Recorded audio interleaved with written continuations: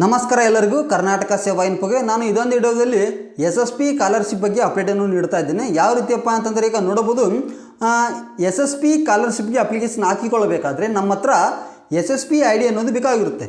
ಈಗ SSP ID ಯಾರ ಹತ್ರ ಇರುತ್ತಪ್ಪ ಅಂತಂದರೆ ಈಗ SSP ಸ್ಕಾಲರ್ಶಿಪ್ಗೆ ಯಾರಾದರೂ ಅಪ್ಲಿಕೇಶನ್ ಹಾಕಿಕೊಂಡಿದ್ರೆ ಅವ್ರ ಹತ್ರ ಇದು ಕಂಪಲ್ಸರಿಯಾಗಿ SSP ID ಅನ್ನೋದು ಇರುತ್ತೆ. ಅಂದರೆ ಈಗ 2ನೇ ತರಗತಿಯಲ್ಲಿ ಓದುತ್ತಿರುವ ವಿದ್ಯಾರ್ಥಿಗಳು ಮತ್ತು 3ನೇ ತರಗತಿಯಿಂದ 10ನೇ ತರಗತಿಯಲ್ಲಿ ಓದುತ್ತಿರುವ ವಿದ್ಯಾರ್ಥಿಗಳು ಮತ್ತು ಫಸ್ಟ್ PUC ಸೆಕೆಂಡ್ PUC ಮತ್ತು ಡಿಗ್ರಿ ವಿದ್ಯಾರ್ಥಿಗಳು ಇನ್ನಿತರ ವಿದ್ಯಾರ್ಥಿಗಳಲ್ಲಿ ಇದು SSP ID ಅನ್ನೋದು ಇರುತ್ತೆ. ಅಂದರೆ ಅವರು ಆಲ್ರೆಡಿ SSP ಸ್ಕಾಲರ್ಶಿಪ್ಗೆ ಅಪ್ಲಿಕೇಶನ್ ಹಾಕಿಕೊಂಡಿರ್ತಾರೆ, ಅವ್ರ ಹತ್ರ SSP ID ಇರುತ್ತೆ. ಈಗ ನ್ಯೂ ಅಡ್ಮಿಷನ್ ಅಂದರೆ 1ನೇ ತರಗತಿಗೆ ಯಾರಾದರೂ ನ್ಯೂ ಅಡ್ಮಿಷನ್ ಆಗಿರುವ ವಿದ್ಯಾರ್ಥಿಗಳ ಹತ್ರ ಇದು SSP ID ಅನ್ನೋದು ಇರೋದಿಲ್ಲ. ಈಗ ನಾನು SSP IDಯನ್ನು ಯಾವ ರೀತಿ ಕ್ರಿಯೇಟ್ ಮಾಡಿಕೊಳ್ಳಬೇಕೆಂಬುದು ನಿಮಗೆ ಇದೊಂದು ವಿಡಿಯೋದಲ್ಲಿ ಕಂಪ್ಲೀಟ್ ಮಾಹಿತಿಯನ್ನು ನೀಡುತ್ತೇನೆ. ಅದು ಕೂಡ ನೀವು ನಿಮ್ಮ ಮೊಬೈಲ್ ಮುಖಾಂತರವೇ SSP IDಯನ್ನು ಪಡೆಯಬಹುದು. ಇದು ಯಾರಿಗೆ ಅನ್ವಯ ಆಗುತ್ತಪ್ಪ ಅಂತಂದರೆ 2025 ಮತ್ತು 2026ನೇ ಸಾಲಿನಲ್ಲಿ 1ನೇ ತರಗತಿಗೆ ಅಡ್ಮಿಷನ್ ಮಾಡಿರುವ ವಿದ್ಯಾರ್ಥಿಗಳಿಗೆ ಇದು ಅನ್ವಯ ಆಗುತ್ತೆ ಅಂತಲೇ ಹೇಳ್ಬೋದು. ಅಂದರೆ ಅವ್ರ ಹತ್ರ ಯಾವುದೇ ರೀತಿಯಾಗಿ SSP ID ಇರುವುದಿಲ್ಲ.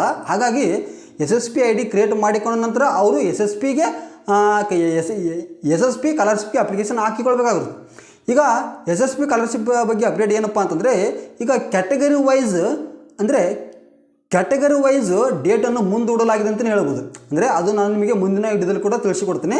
ಈಗ ನಾನು ಇದೊಂದು ವಿಡಿಯೋದಲ್ಲಿ SSP IDಯನ್ನು ಯಾವ ರೀತಿ ಕ್ರಿಯೇಟ್ ಮಾಡಿಕೊಳ್ಬೇಕೆಂಬುದು ಕಂಪ್ಲೀಟ್ ಮಾಹಿತಿ ಇರುತ್ತೆ. ಅದು ಕೂಡ ನಿಮ್ಮ ಮೊಬೈಲ್ ಮುಖಾಂತರವಿರುತ್ತೆ. ಅದು ಯಾವ ರೀತಿ ಮಾಡಿಕೊಳ್ಬೇಕೆಂಬುದು ನಿಮಗೆ ಈಗ ಮಾಹಿತಿಯನ್ನು ನೀಡುತ್ತೀನಿ. ಬನ್ನಿ ಅದನ್ನು ಯಾವ ರೀತಿ ಕ್ರಿಯೇಟ್ ಮಾಡಿಕೊಳ್ಬೇಕೆಂಬುದು ನಿಮಗೆ ಈಗ ತಿಳಿಸಿಕೊಡ್ತೀನಿ.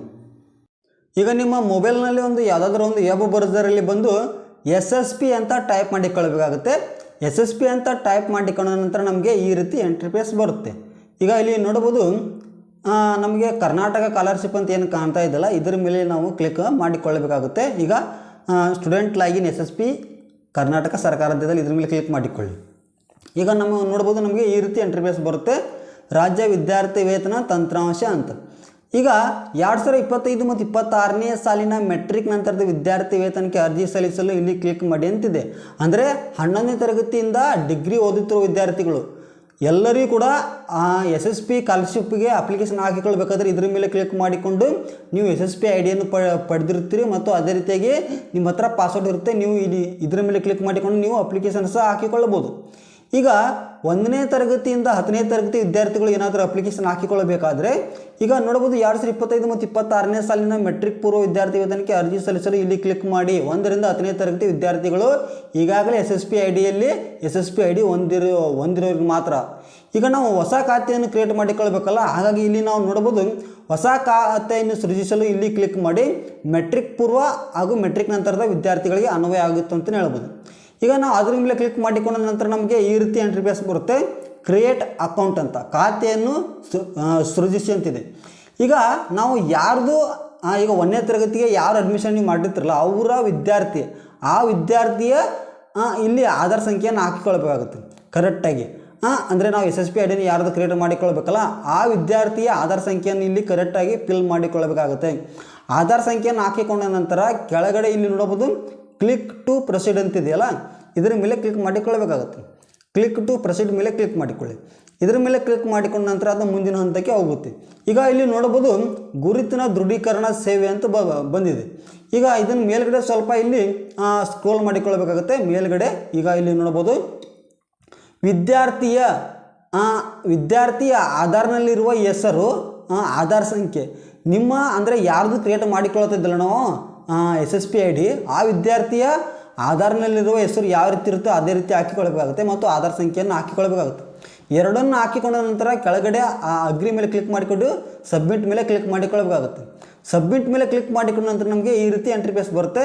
ಸಂಪರ್ಕ ವಿವರಗಳು ಅಂತ. ಈಗ ಇಲ್ಲಿ ನೋಡ್ಬೋದು ಜೆಂಡರ್ ಕೇಳುತ್ತೆ, ಇಮೇಲ್ ID ಕೇಳುತ್ತೆ ಮತ್ತು ಮೊಬೈಲ್ ಸಂಖ್ಯೆ ಕೇಳುತ್ತೆ. ಇಮೇಲ್ ID ಹಾಕಿಕೊಳ್ಬೇಕಂತೇನಿಲ್ಲ, ಜೆಂಡರ್ ಮತ್ತು ಮೊಬೈಲ್ ಸಂಖ್ಯೆಯನ್ನು ಇಲ್ಲಿ ಕಂಪಲ್ಸರಿ ಹಾಕಿಕೊಳ್ಬೇಕಾಗುತ್ತೆ. ಈಗ ಪ್ಲೀಸ್ ಸೆಲೆಕ್ಟ್ ಯುವರ್ ಅಂತ ಇರಿದೆಯಲ್ಲ ಜೆಂಡರ್, ಇಲ್ಲಿ ಫಿಮೇಲ್ ಅನ್ನೋದು ಕ್ರಿಯೇಟ್ ಮಾಡಿಕೊಳ್ಳಿ. ಯಾವುದಂತ mobile number, valid mobile number, ಮತ್ತು ಯಾವುದೋ ವ್ಯಾಲಿಡ್ ಮೊಬೈಲ್ ನಂಬರ್ ಇರುತ್ತೆ ಆ ನಂಬರನ್ನು ನೀವು ಕರೆಕ್ಟಾಗಿ ಹಾಕಿಕೊಳ್ಳಿ. ಮೊಬೈಲ್ ನಂಬರನ್ನು ಹಾಕಿಕೊಂಡ ನಂತರ ಕೆಳಗಡೆ ಇಲ್ಲಿ ನೀವು ನೋಡ್ಬೋದು ಸಲ್ಲಿಸಿ ಅಂತಿದೆಯಲ್ಲ ಇದರ ಮೇಲೆ ಕ್ಲಿಕ್ ಮಾಡಿಕೊಳ್ಳಬೇಕಾಗುತ್ತೆ. ಜೆಂಡರು ಮೊಬೈಲ್ ಸಂಖ್ಯೆ ಎರಡೂ ಕೂಡ ಹಾಕಿಕೊಂಡ ನಂತರ ಕೆಳಗಡೆ ನೋಡ್ಬೋದು ಸಲ್ಲಿಸಿ ಅನ್ನೋದ್ರ ಮೇಲೆ ಕ್ಲಿಕ್ ಮಾಡಿಕೊಳ್ಳಿ. ಈಗ ಸಲ್ಲಿಸಿ ಅನ್ನೋದ್ರ ಮೇಲೆ ಕ್ಲಿಕ್ ಮಾಡಿಕೊಂಡ ನಂತರ ನೀವು ಏನು ಈಗ ತಾನೇ ಮೊಬೈಲ್ ನಂಬರ್ ಕೊಟ್ಟಿರ್ತೀರಲ್ಲ ಅದಕ್ಕೊಂದು ಒ ಟಿ ಪಿ ಬಂದಿರುತ್ತೆ. ಆ ಒ ಟಿ ಪಿ ಬಂದಿರುತ್ತೆ. ಆ ಒ ಟಿ ಪಿಯನ್ನು ಇಲ್ಲಿ ಕೆಳಗಡೆ ಎಂಟರ ಒ ಟಿ ಪಿ ಅಂತಿದೆಯಲ್ಲ, ಒ ಟಿ ಪಿಯನ್ನು ಕರೆಕ್ಟಾಗಿ ಇಲ್ಲಿ ಹಾಕಿಕೊಳ್ಬೇಕಾಗುತ್ತೆ. ಒ ಟಿ ಪಿಯನ್ನು ಹಾಕಿಕೊಂಡ ನಂತರ ಕೆಳಗಡೆ ಇಲ್ಲಿ ನೋಡ್ಬೋದು, ನಮಗೆ 3 ಆಪ್ಷನ್ ಕಾಣುತ್ತೆ. ನಾವು ಇಲ್ಲಿ ಸಲ್ಲಿಸಿ ಅನ್ನೋದ್ರ ಮೇಲೆ ಕ್ಲಿಕ್ ಮಾಡಿಕೊಳ್ಳಬೇಕಾಗುತ್ತೆ. ಈಗ ಸಲ್ಲಿಸಿ ಅನ್ನೋದ್ರ ಮೇಲೆ ಕ್ಲಿಕ್ ಮಾಡಿಕೊಳ್ಳಿ. ಸಲ್ಲಿಸಿ ಅನ್ನೋದ್ರ ಮೇಲೆ ಕ್ಲಿಕ್ ಮಾಡಿಕೊಂಡ ನಂತರ ಅದು ಮುಂದಿನ ಹಂತಕ್ಕೆ ಹೋಗುತ್ತೆ ಅಂತ ಹೇಳ್ಬೋದು. ಈಗ ಇಲ್ಲಿ ನಾವು ನೋಡ್ಬೋದು, ನಮಗೆ ಈ ರೀತಿ ಇಂಟರ್ಫೇಸ್ ಬರುತ್ತೆ. ಅಂದರೆ ಈಗ ಪಾಸ್ವರ್ಡನ್ನು ನಾವು ಇಲ್ಲಿ ಕ್ರಿಯೇಟ್ ಮಾಡಿಕೊಳ್ಳಬೇಕಾಗುತ್ತೆ. ಪಾಸ್ವರ್ಡ್ ಯಾವ ರೀತಿ ಇರುತ್ತೆ ಎಂಬುದು ನಿಮಗೆ ಸಹ ನಾನು ಇಲ್ಲಿ ಎಕ್ಸಾಂಪಲ್ ಮುಖಾಂತರ ತಿಳಿಸ್ತಾ ಇದ್ದೇನೆ. ಈಗ ನೋಡ್ಬೋದು ಇಲ್ಲಿ ಏನು ಕಾಣ್ತಾ ಇದ್ದಾರೆ, ಈ ರೀತಿ ನಿಮ್ಮ ಪಾಸ್ವರ್ಡ್ ಇರಬೇಕಾಗುತ್ತೆ.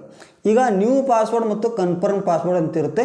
ನೀವು ಹೊಸದಾಗಿ ಪಾಸ್ವರ್ಡನ್ನು ಕ್ರಿಯೇಟ್ ಮಾಡಿಕೊಳ್ಳಬೇಕಾಗುತ್ತೆ.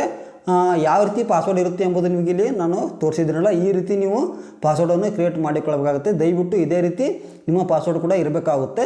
ಹಾಗಾಗಿ ಕ್ರಿಯೇಟ್ ಅಕೌಂಟ್ ಅಂತಿರುತ್ತೆ, ನ್ಯೂ ಪಾಸ್ವರ್ಡ್, ಕನ್ಫರ್ಮ್ ಪಾಸ್ವರ್ಡ್ ಎರಡೂ ಕೂಡ ಒಂದೇ ಥರ ಇರಬೇಕಾಗುತ್ತೆ. ಹಾಗಾಗಿ ನೀವು ಇಲ್ಲಿ ಕರೆಕ್ಟಾಗಿ ನ್ಯೂ ಪಾಸ್ವರ್ಡನ್ನು ಕ್ರಿಯೇಟ್ ಮಾಡಿಕೊಳ್ಳಿ. ಅಂದರೆ ಯಾವ ರೀತಿಯಪ್ಪ ಅಂತಂದರೆ, ಒಂದು ವೇಳೆ ನಿಮ್ಮ ಹೆಸರು ರಾಜು ಆಗಿದ್ದರೆ ರಾಜು ಆ್ಯಕ್ಟ್ ನಿಮ್ಮ ಡೇಟ್ ಆಫ್ ಬರ್ತ್ ಇಟ್ಟುಕೊಳ್ಳಿ. ನಿಮಗೆ ಯಾವುದು ನೆನಪಿನ ಶಕ್ತಿಯಲ್ಲಿ ಇರುತ್ತೆ ಅದನ್ನು ಹಾಕಿಕೊಂಡ ನಂತರ ಅಲ್ಲಿ ಸಲ್ಲಿಸಿ ಮೇಲೆ ಕ್ಲಿಕ್ ಮಾಡಿಕೊಳ್ಳಿ. ಸಲ್ಲಿಸಿ ಅನ್ನೋದ್ರ ಮೇಲೆ ಕ್ಲಿಕ್ ಮಾಡಿಕೊಂಡ ನಂತರ ನಮಗೆ ಈ ರೀತಿ ಇಂಟರ್ಫೇಸ್ ಬರುತ್ತೆ. ಇಲ್ಲಿಗೆ ನಮ್ಮ SSP ID ಕ್ರಿಯೇಟ್ ಆಗಿದೆ ಅಂತಲೇ ಅರ್ಥ. ಈಗ ಇಲ್ಲಿ ಧನ್ಯವಾದಗಳು ಅಂತ ಬಂದಿದೆ. ನಿಮ್ಮ ಖಾತೆಯನ್ನು SSPಯಲ್ಲಿ ಯಶಸ್ವಿಯಾಗಿ ಸೃಜಿಸಲಾಗಿದೆ ಅಂತ ಬಂದಿದೆ. ನೋಡಿದ್ರಲ್ಲ, ಈ ರೀತಿ ನಿಮ್ಮ SSP IDಯನ್ನು ಕ್ರಿಯೇಟ್ ಮಾಡಿಕೊಳ್ಳಬೇಕಾಗಿರುತ್ತೆ.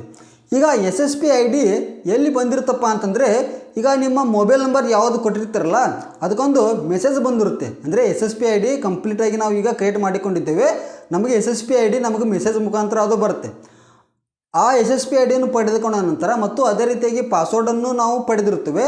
ಪಾಸ್ವರ್ಡು ಮತ್ತು SSP IDಯನ್ನು ತೆಗೆದುಕೊಂಡು ಈಗ ನಾವು SSP ಸ್ಕಾಲರ್ಶಿಪ್ಗೆ ಅಪ್ಲಿಕೇಶನ್ ಹಾಕಿಕೊಳ್ಳಬಹುದು. ಈಗ ಇದನ್ನು ಬಿಟ್ಟು ನಿಮಗೇನಾದರೂ ಹೆಚ್ಚಿನ ಡೌಟ್ ಏನಾದರೂ ಇದ್ದರೆ ನನಗೆ ಕಮೆಂಟ್ ಮೂಲಕ ತಿಳಿಸ್ಬೋದು. ಮತ್ತು ಅದೇ ರೀತಿಯಾಗಿ ನಮ್ಮದು ಕೆಳಗಡೆ ವಾಟ್ಸಪ್ ಚಾನಲ್ ಲಿಂಕ್ ಇರುತ್ತೆ, ಅದಕ್ಕೆ ಕೂಡ ನೀವು ಜಾಯ್ನ್ ಆಗ್ಬೋದು. ಏನಾದರೂ ಡೌಟ್ ಇದ್ದರೆ ಕಮೆಂಟ್ ಮೂಲಕ ತಿಳಿಸಿ. ನನಗೆ ಎಷ್ಟು ಮಾಹಿತಿ ಗೊತ್ತಿದೆ ಅಷ್ಟು ಮಾಹಿತಿಯನ್ನು ತಿಳಿಸಲು ನಾನು ಪ್ರಯತ್ನ ಪಡ್ತೇನೆ. ಮತ್ತು ನಾನು ನಿಮಗೆ ಮುಂದಿನ ವಿಡಿಯೋದಲ್ಲಿ ಸಿಗುತ್ತೇನೆ. ಅಲ್ಲಿವರೆಗೆ ಎಲ್ಲರಿಗೂ ಧನ್ಯವಾದಗಳು.